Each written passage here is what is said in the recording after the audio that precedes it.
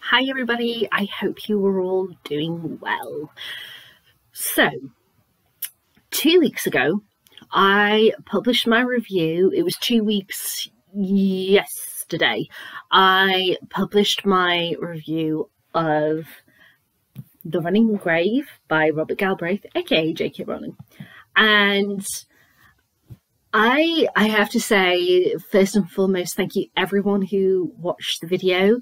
I was completely overwhelmed by all of the messages that I got, people throwing in their thoughts on things that I said, their thoughts about things that I didn't say, just so many different people who subscribe to me, people who don't subscribe to me, who just wanted to pitch in their own thoughts and everything and have more of the wider discussion. I absolutely loved that, and I think I have, but if I have missed any comments, then I do apologise, but I think I have replied to every single one of those comments. So thank you everyone for watching my video, for sharing your thoughts, for your feedback on my video. It was absolutely overwhelming, and in the space of the 2 weeks since then, last week I was at work as normal, but because I'd taken the week of the book release off, I had loads of stuff to catch up on. And then this week I've been on holiday, so I was catching up but also winding down, so the chances to make a second video in that week were just no go. And then this week, as I mentioned, I've been on holiday, but I am now back, and I've caught up on stuff since I whilst I was on holiday. So now I can sit and I can talk more about The Running Grave. The messages, I kept on getting people asking me, please make a spoiler video, please do another one, please do another one. And I had mentioned at the end of that review that I was thinking about doing it, because simply there were aspects of this book that I really wanted to talk about that I just couldn't because of spoilers and such, and I don't like to spoil in videos if I can avoid it. So this is going to feel very strange for me that I'm going to be talking about stuff full of spoilers about this book, and I will make it very, very clear on the title of the video and in the description that it's going to be full of spoilers, so watch it at your peril. But yes, if you've watched my non-spoiler review and then you've come to watch this spoiler review, thank you so much, and I hope you enjoy it. And actually, thinking back over my non-spoiler review, I realised that there were 2 chapters that I really wanted to talk about that I didn't even mention, not even like, speaking about them in a non-spoiler way. I just didn't mention them because I was so overwhelmed with everything, and I was tired, and but I was just full of like buzzed energy from finishing this book. I just didn't mention them.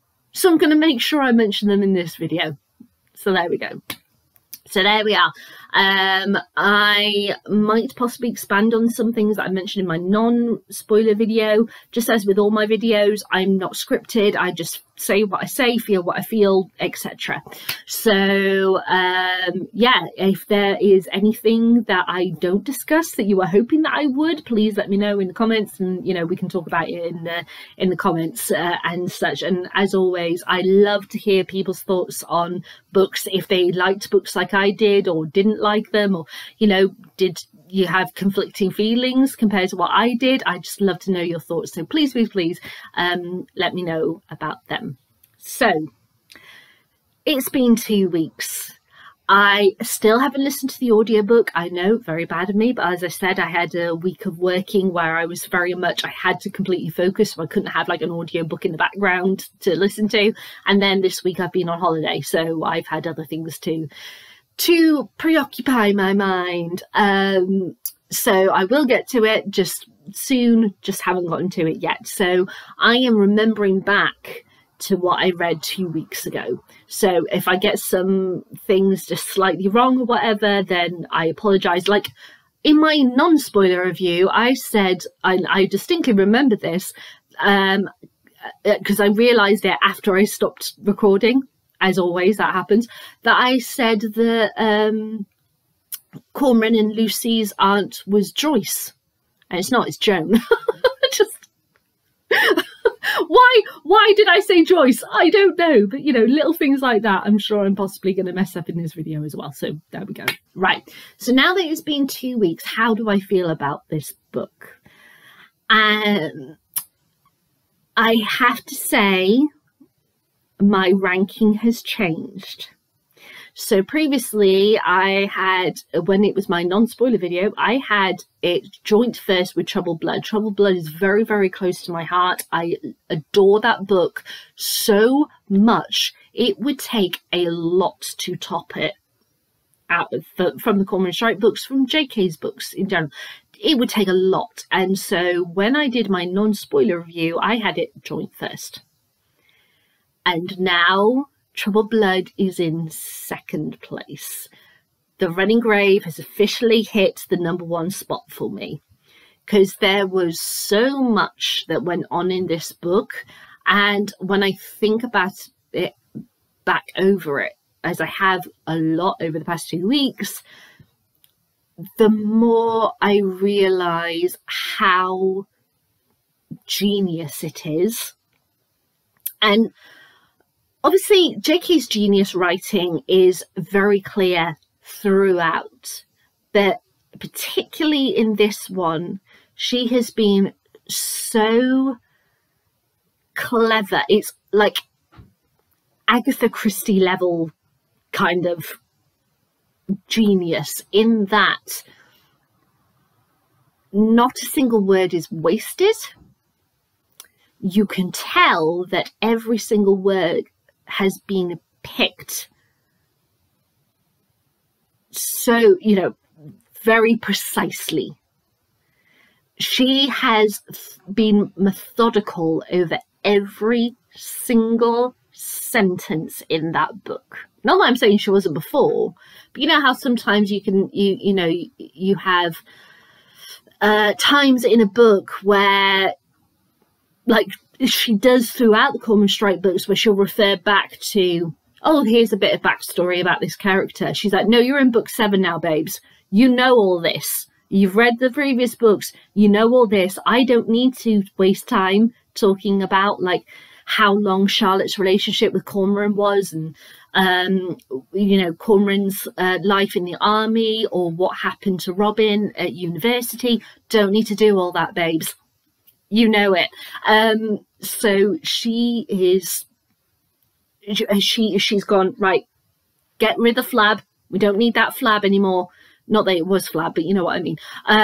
We've got focusing on this. This is the key thing. So the fact that she went, right, I'm going to change up the structuring a bit to that. Absolutely love it. Sorry, I just need to take a sip. I've just filmed my other 2 videos that are coming out same day as this, so my throat's a little dry. I might have to take more sips during the course of this recording.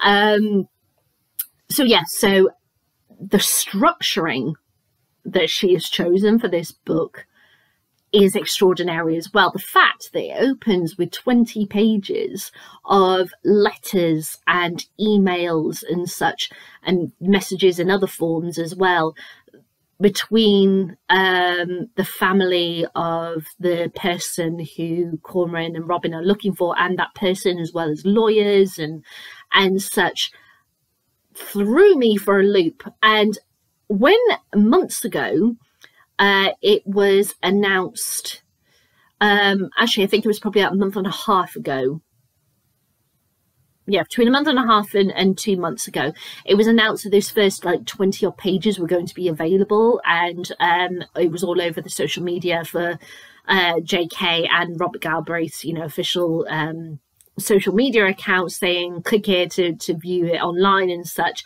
I was like, what is she doing? What is she doing? What is she doing? This is not why, what is going on? But I was like too nervous. I didn't want to read it because, well, 1, spoiler, but 2, I knew that I would lose my mind because I would want to read more, and then being told, no, door's shut, you're going to have to wait for another 1.5 to 2 months. that would kill me. So I went, no, I'm not even going to go there. Not going to go there. No, no, no, no, no. That was a genius move. The fact for the first time, we as the reader knew stuff about this case that Cormoran and Robin didn't know about.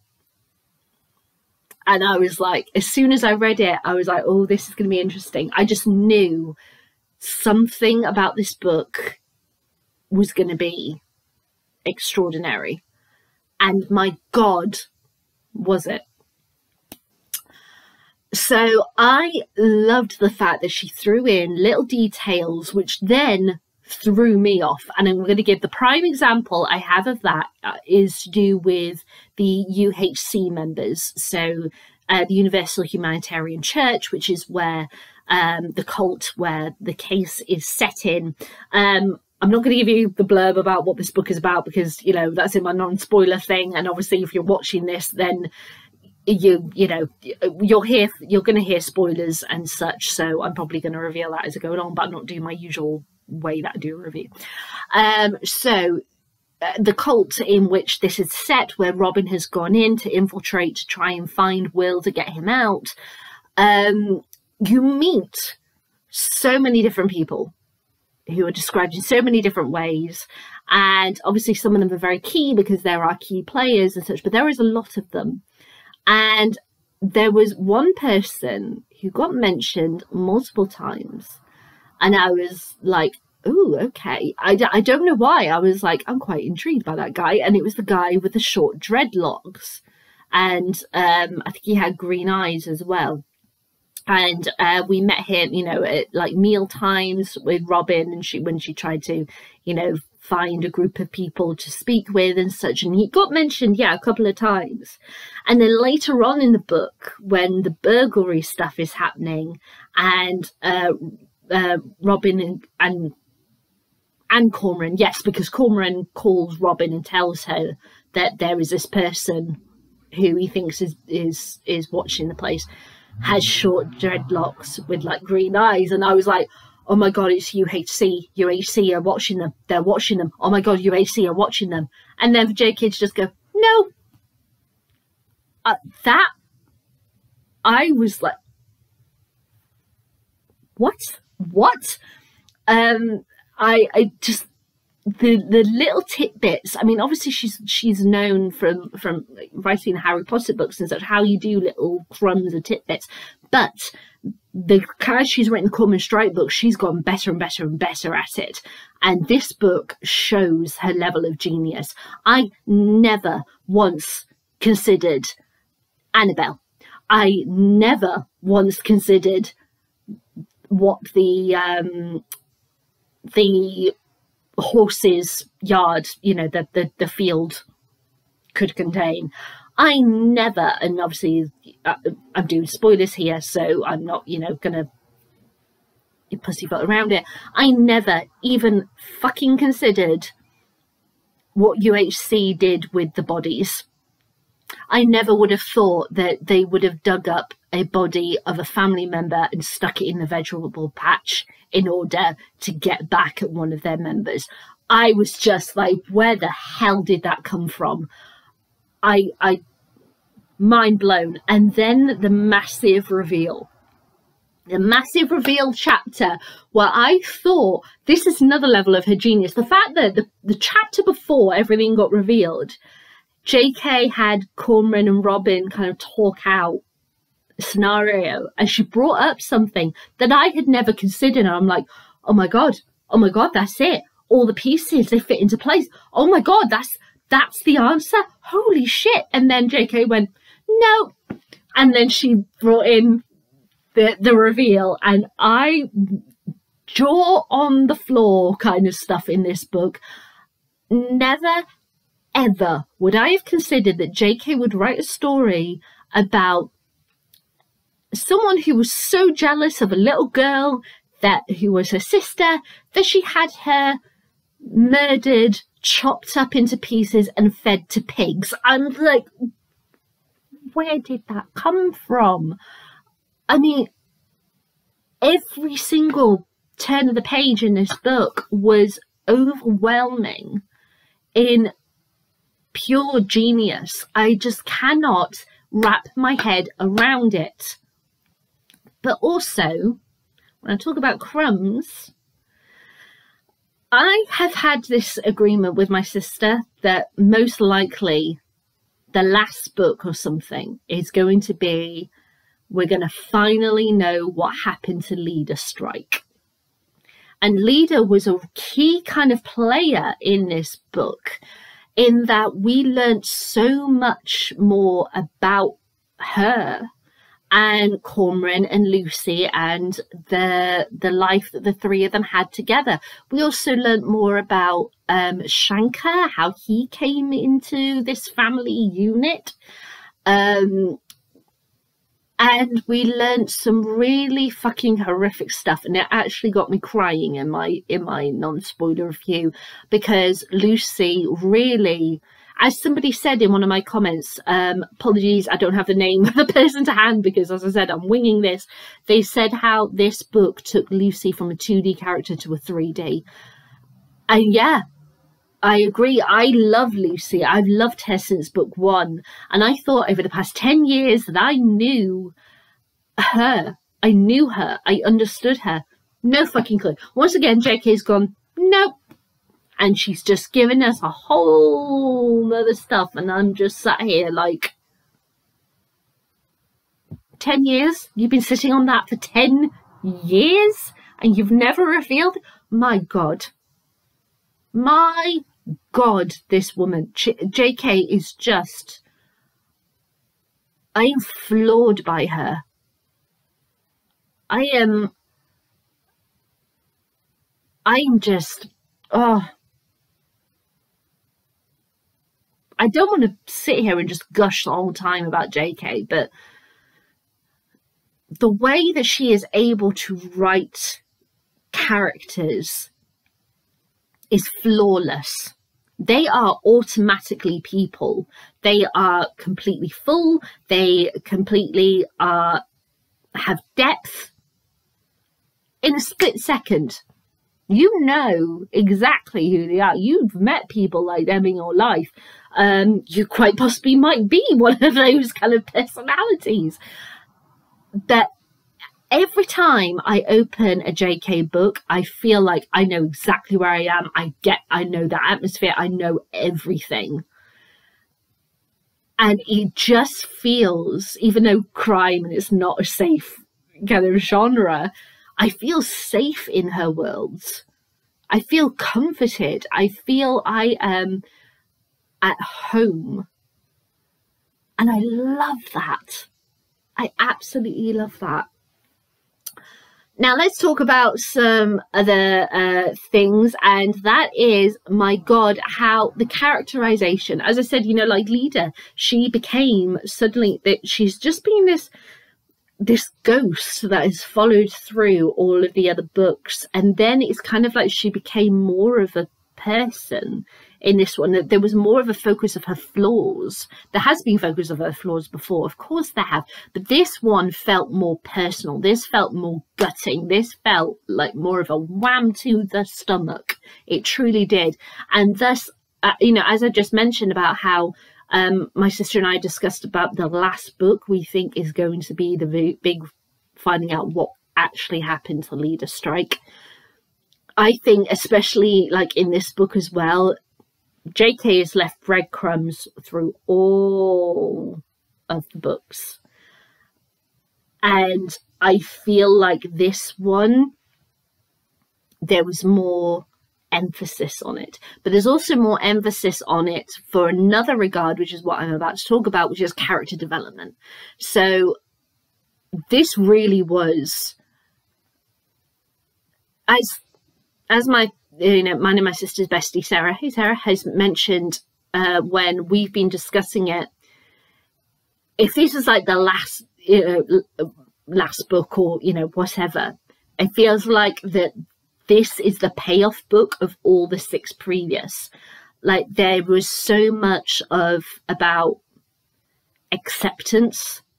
It felt like it was the various stages of grief, you know, going through all of these different emotions, reflecting on the life of Leda and the decisions that she made and how that impacted Lucy and Cormoran. And the younger brother, who we learnt more about in this book. He has been referred to before, but it's only been like a one-off line. So the fact that we learn a bit more about him and, you know, left Cormoran wondering about if he should look him up or not look him up. And also we got to meet one of his half-siblings from his father's side in this one, who technically we met her in the previous book, but, you know, but properly met her this time in this one. She was absolutely wonderful. I loved her. It feels like this is Cormoran's time to go, I accept that. That time's over now. I don't need to wallow in that anymore. I don't need to go to those places anymore. I am good. And you know what, a key thing, and my sister pointed this out, and I was really frustrated myself that I didn't notice it, was that in this book, his leg is hardly ever mentioned. Hardly.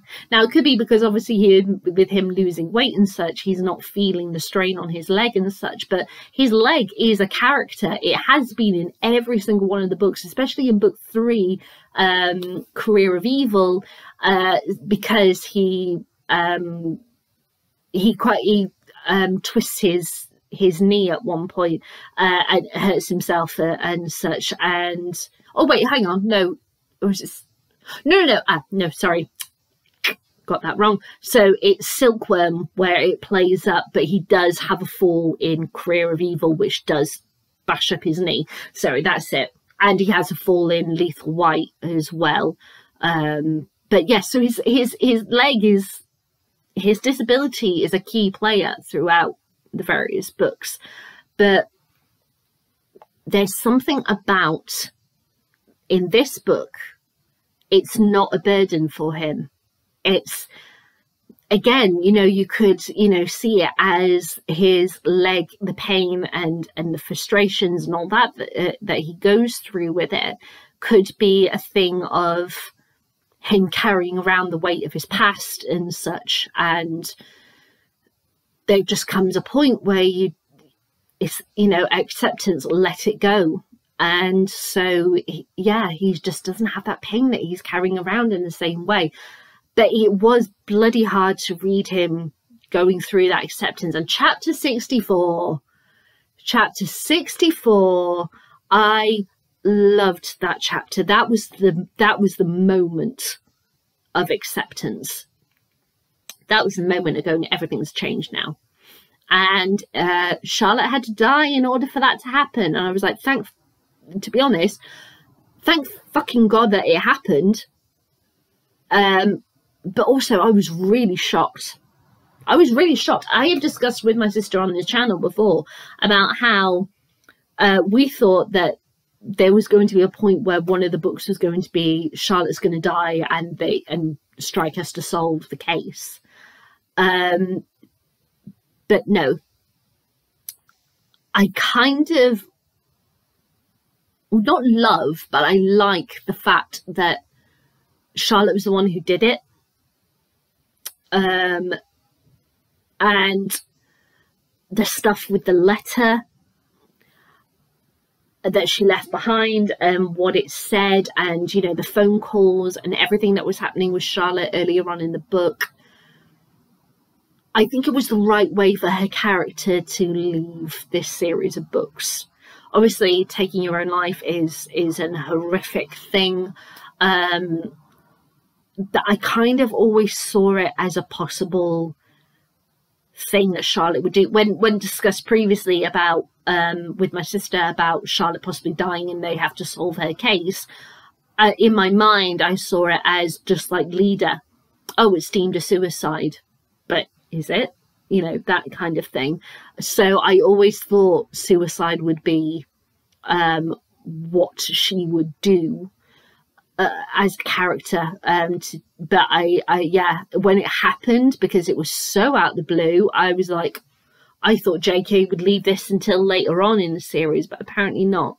Because this is the turning point, I think, for Cormoran. This is the point, as I said, of acceptance, of going through those stages of grief and coming out at the end. And obviously the stages of grief can last many years for some people. For some people, they last a very short space of time. For some, the different stages have massive gaps between them. Sometimes they're one right after the other or overlapping. It's grief is a very interesting process to go through and very, very tough. So I think that Cormoran is going to be having a very tough time in the next book, or next, few books, until we've reached the end of the series. But yeah, that's going to be very interesting.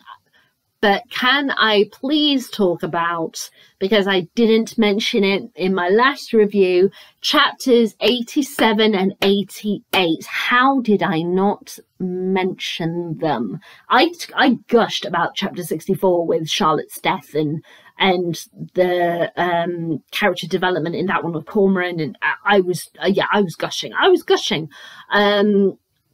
But I didn't mention 87 and 88, but I was so overwhelmed and so tired, as mentioned. So 87 and 88 is the chapters where, well, Robin gets out of the cult on the 87. Cormoran comes to her and gets her out. And then 88 is in the hotel afterwards. And my God, I was like holding my breath through chapter 87. I was punching the air when he got her out. And it was, she had been tortured. She had gone through such hell for 4 months. And she just knows instantly. She knows that he's there. She can't see him. She's in a building. She can't see him, but she knows that he's there. And I was like, Jane Eyre-esque moment. And there was a quote from Jane Eyre earlier in the book, because of someone who Cormoran was interviewing had a quote from Jane Eyre printed on a canvas bag. And I was like, Jane Eyre, we love Jane Eyre in this house. Sorry, I need to take another drink. There we go. So I was like, the whole thing of souls able to speak to each other and know what the other is feeling and such from a distance apart. I was like, oh my God, that is them in that moment. I loved that. It was bloody terrifying, that chapter when Robin escaped, and I thought in a second, oh my God, they're going to find her, they're going to get her, and I was absolutely punching the air when she got through the fence and Cormoran just pulled up, threw open the door, and she just jumped in. I was like, yes. I was screaming, I was punching the air, I was clapping, I was crazy. And then chapter 88, when he gets her to the hotel and she just breaks, and she's not really able to eat. He encourages us to eat, he gets us to eat, he gets her alcohol as well, and they just talk and, reassure each other. And then they share a bed together.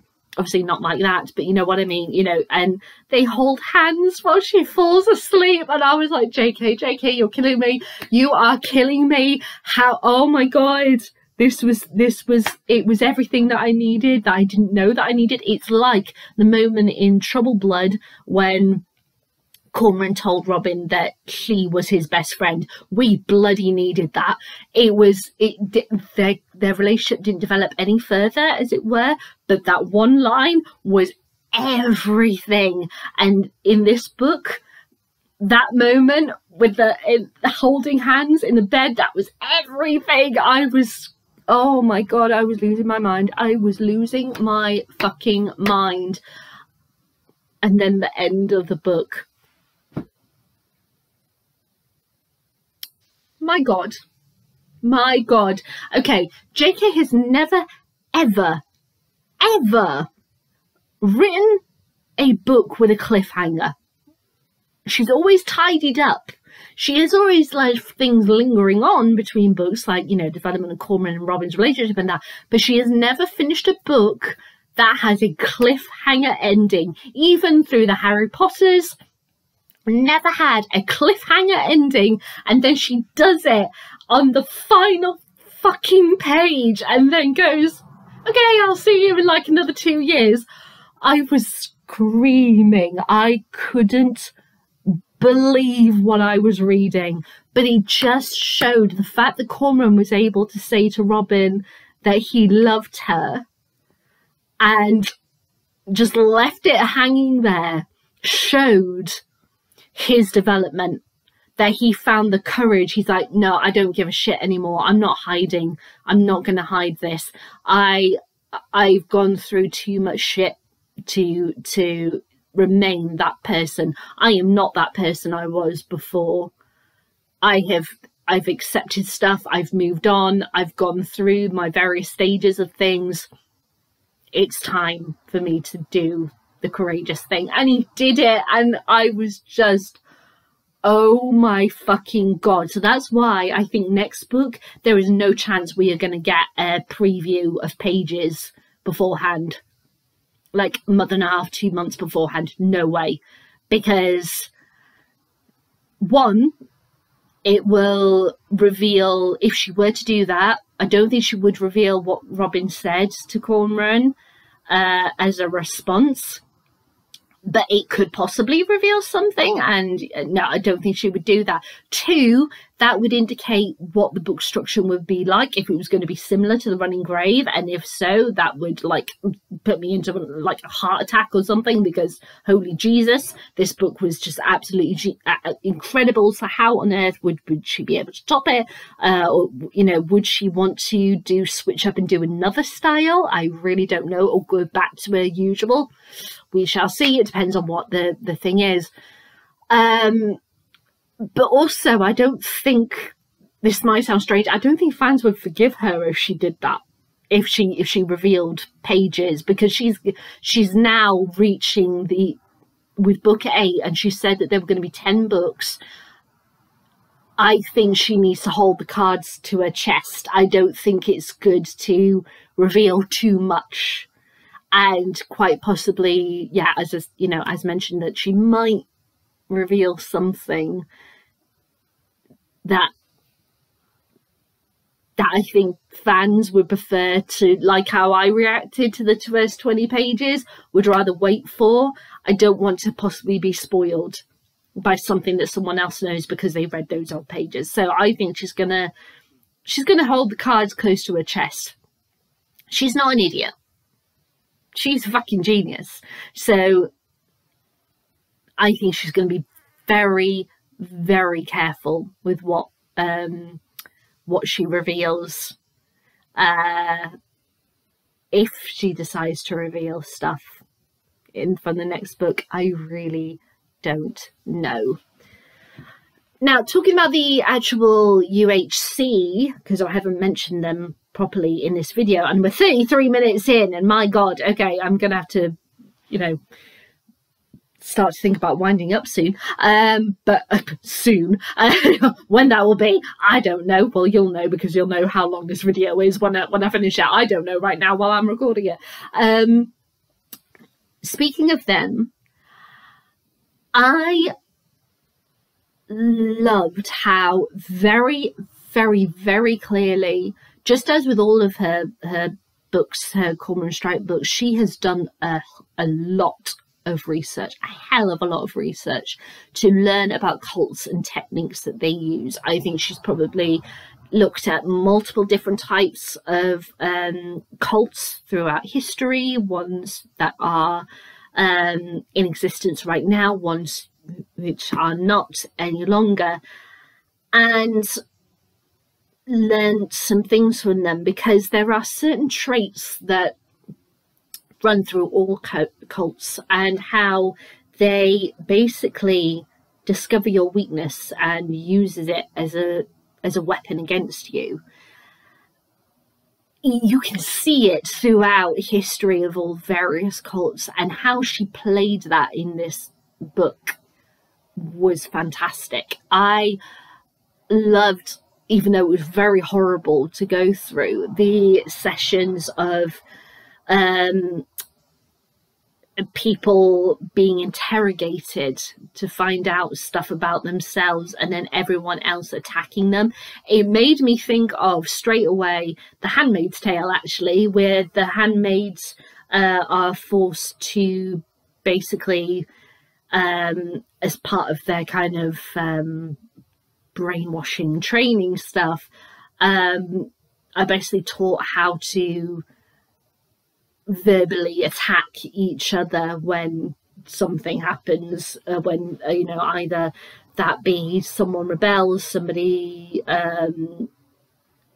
isn't able to get pregnant, somebody who loses a child, that kind of thing. The handmaids sort of turn on them and shame them, and that kind of process was part of the brainwashing in this book by the UHC on its various members, and how it showed that we follow people who are in Robin's group, who arrive at the farm to start to go through this process, and how they change so much. Some of them don't. Some of them try to hold fast to who they were, and some of them very quickly change. And it was so fascinating to show that. And I loved the hypocrisy of things, which gets flagged by Robin throughout the book, going, okay, so you hate materialistic stuff, but you're going out and asking for money and making toys to sell to children. Isn't that materialistic? Yeah, it was. I loved all of these various concepts that they talked about, that we have to turn away from this. Is exactly the thing that they are telling people to turn away from. The use of techniques like starvation, the psychological things like to do with the necklace, the missing necklace, and where is it, and try everyone picking up on little tiny things and then reporting that. Made me think of 1984, George Orwell's 1984, which is absolutely brilliant book. If you haven't read it, please do. It's so good. Where Big Brother is watching you, and children are basically trained to listen to their parents and report them for anything that they do wrong, anything they say that is wrong, that kind of thing. It's truly terrifying, is the UHC, which makes me think 1984 is pretty terrifying book as well. But I have to say, one of my favorite chapters with UHC has got to be when Strike basically confronts them near the end of the book, and goes to one of their meetings, and he gets called into this room where all the various high members are basically stood or sat in a circle around him, and they're basically trying to do the shaming process with him, and he's like, oh, come on, don't give me that shit. No. And he basically going, who demand? I kept on sending that gift to Laura and Sarah. But basically Strike is just going, I'm the one with the biggest balls in this room. And he rips them to shreds with just common sense, and shows that he is far smarter than any of them in the room. And my God, he was just brilliant in that chapter. I was just, every page I was floored by this book, and it is. I put an Instagram post about it. It is blisteringly brilliant. I don't use that phrase often. It truly, truly is. I cannot get over how she wrote this in 1 year. She had this, obviously she writes multiple books at the same time, because obviously, you know, with a book series and everything, but she has never released two books in a series 1 year apart. They've always been at least 2, sometimes 3 years at a push apart. And it does make me wonder, because she has talked about how the way to keep her mental health balanced is to write, that she has to do it. So I think possibly that maybe what happened with the trans community stuff that flared up with her when Troubled Blood was due to be released, I think that possibly might have triggered her to write more, so that might explain it. And so it's probably most likely that we've got a 2-year wait now until the next book. But, big but, if you followed Robert Galbraith's social media, where Instagram, Facebook, or whatever, you will have seen, and this got published, I think, yesterday. I think it was yesterday. Yes, yesterday. That there is some exciting news coming out next week. So which day next week, I have no clue, but it was saying, encourage you to sign up for newsletters and such to get the news. So I signed up. Of course, I hadn't signed up before, but I was like, right, I've got to sign up now, because what is the exciting news? And if the exciting news is about the next book, I am going to lose my fucking mind. I just... Can you imagine if she does it that 2024 we're going to get book 8? Can you imagine if that were to happen? I will be screaming my head off if that happens. I would be so excited. Oh my God. Oh wow. I would be very, very excited about that. I don't think it will relate to the drama, because they've already announced that the drama of Ink Black Heart is happening and is filming early 2024. So that's already been announced. So people speculating that it's going to be about the drama, I don't believe that. I think it's got something to do with the next book, or it's going to be because it's 10 years now. Could it be that there's going to be a 10th anniversary special edition of Cuckoo's Calling that's going to be released? It's a possibility. It's a possibility. So keep your eye out for some news. I mean, I might possibly put it in a community post or something. But yeah, that's something that's going to be happening. What else did I want to talk about? Oh, 42 minutes in. My God, there was one other thing I wanted to talk about. Is the women of this book. Now, throughout all of the Strike books, one of the key things about Cormoran that I love is his complete utter respect for women, regardless of who they are, regardless of age, social, economic classification, whatever. He is so respectful to women, and it's, the way that he was raised and everything. It's, you can see it's what he is.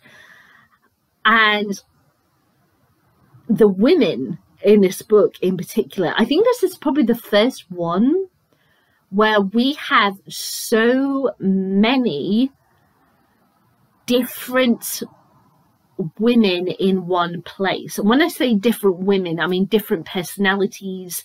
We have, very good and dark elements of human nature that specifically relate to women in this book.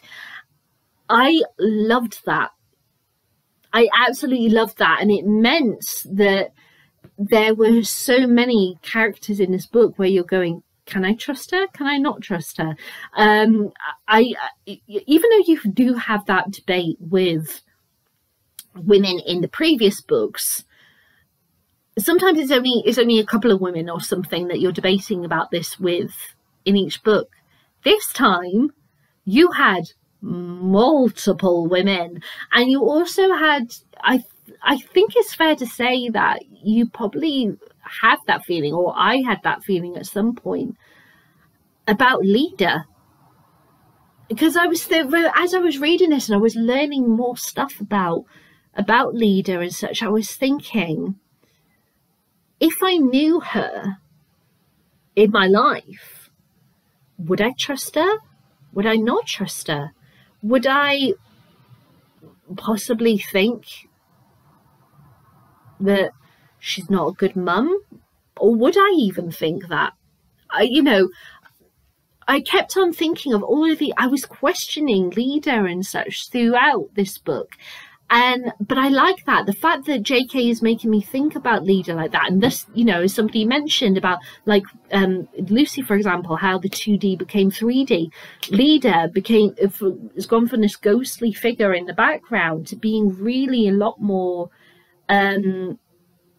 visceral. And I had this with multiple other characters, where I'm going, should I trust her? Should I not trust her? Ranging from, you know, Cormoran's fling, who turned out to be a fucking nightmare, all the way to cult members like Emily. The questioning of women and their roles, and can they be trusted? And I think that trust thing is also a lot more prominent in this book, simply because, as mentioned in my non-spoiler one, you have, you know, the face, they're all smiles, they're all, UHC is the best, but the look in the eyes is saying something else. You know, that the facade, the oh gosh, it's quite cringy to think, you know, in knowing that someone is being fake, or, you know, they're so brainwashed to believe that this is real, and you're going, no honey, this, no, snap out of it, please snap out of it, and you can't get them to snap out of it. That's very, very terrifying a concept. And so, but to have that on quite a large scale with so many different women of so many different ages and, you know, ethnicities and such, it was, you know, on such a larger scale compared to the previous books. I found that really fascinating, especially with like mothers, with women and mothers and everything, that there is a glow of, you know, love and everything, and mother's love and such, and is always a positive. And this book went, it can be a real negative too, as revealed, you know, at the end of the book and such, with what happened, and sisterly love, where that can go. And sadly for that poor baby, I mean, she was like 7 years old, but still baby in my eyes,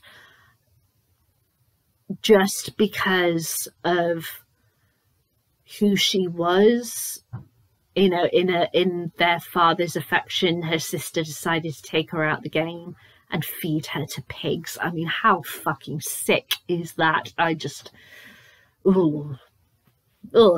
makes me cringe. And one final thing, I'm going to wrap this up soon, I promise. I can think of off the top of my head. My sister was talking about this. Isn't it fascinating, the fact that UHC has a very Asian-based, I was going to say structuring. It's not structuring. Sorry, the naming, the names and such of all of the various members are, I think it's Chinese based, but none of them are Asian. That was very interesting what my sister brought up, and how that kind of relates to various social things that JK has talked about, and also talking about identity in multiple different ways. I thought that was a very interesting route for the cult to take, and I would be very, very interested to see what the casting is going to be like for the drama of this one.